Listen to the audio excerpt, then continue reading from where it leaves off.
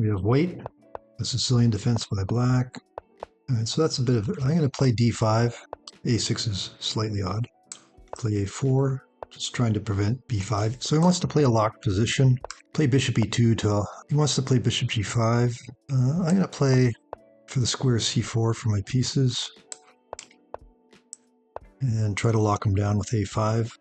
And he wants to play bishop b5. He's also, but I've got, I want to trade those white squared bishops anyway. So if he plays bishop b5, I just play knight b6. I could play c4, but I want him to trade those because my pawns are on white. Now look at his rook on a7. It's going to be there for a while.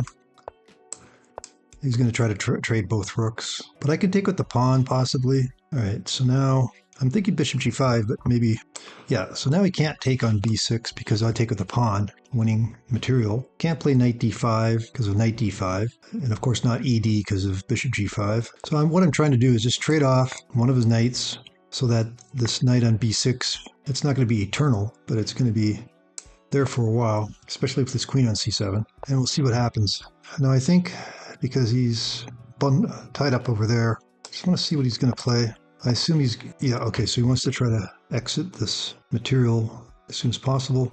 I will play f4. I was thinking of f4, but maybe queen g4. Come on the king side. I'll take with the pawn just to keep him bottled up. And I'll just play for an initiative on the king side. I guess he's got queen h4 at some point to try to trade queens. I just have to be careful for some tricks. But the pawn on d6 is vulnerable. So he wants to play like this. I'm going to play f4, get my other rook involved. Probably can't take on f4 because I take with the queen hitting d6. Yeah, so he's bundling himself in. I would like to trade that defensive rook and then take the f file. He's jammed in here. Queen e7, queen e6 looks very strong.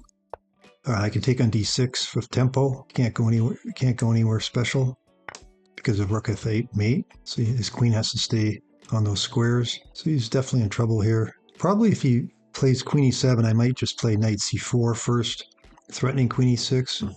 Just don't want his bishop to get in the game with bishop b6. I understand that I could take on b7, but it just allows his pieces to exit. When you have a bind like this, you can always gain material. It's like having a huge investment advantage. You know, you're going to gain interest. So just hold on to your investment. Don't cash it in prematurely. But this is I'd venture to say hopeless position. So let's say he plays queen e7, knight c4.